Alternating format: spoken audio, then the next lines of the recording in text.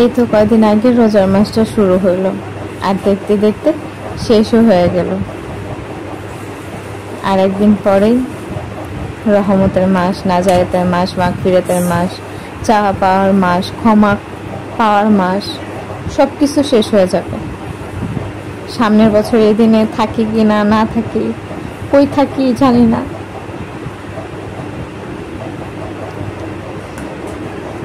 গত বছর যাদেরকে নিয়ে স্বপ্ন দেখছি, যাদেরকে নিয়ে আশা মনের ভিতরে পোষণ করছি, এই বছর আইসা তারা আর নাই। না জানি কত মানুষ সামনের বছর থাকবে না, না জানি আমি থাকবো কিনা আমি জানি না।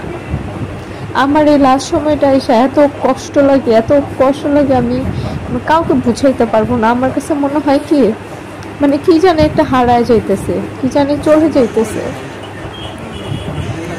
এই রোজার মাসটাতে যত কষ্ট লাগুক, দুঃখ লাগুক, দিন শেষে শান্তি লাগে। কেমন যেন একটা আহ্লাদের সুখ কাজ করে মনের ভিতরে। কারণ এই একটা মাসে আল্লাহ তাআলাকে আমরা আমাদের মনের সব কথা বলতে পারি, সব অভিযোগ সব কিছু করতে পারি। অন্যান্য মাসও পারি, কিন্তু এই মাসের মতো শান্তি আমার মনে হয় না কোনো মাসে আমার লাগে। অ্যাটলিস্ট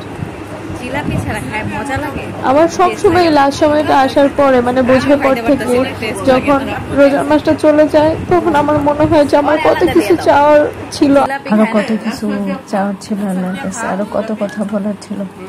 মনে হয় যে কোনো কিছুই করতে পারিনি, কোনো কিছুই করে উঠতে পারিনি।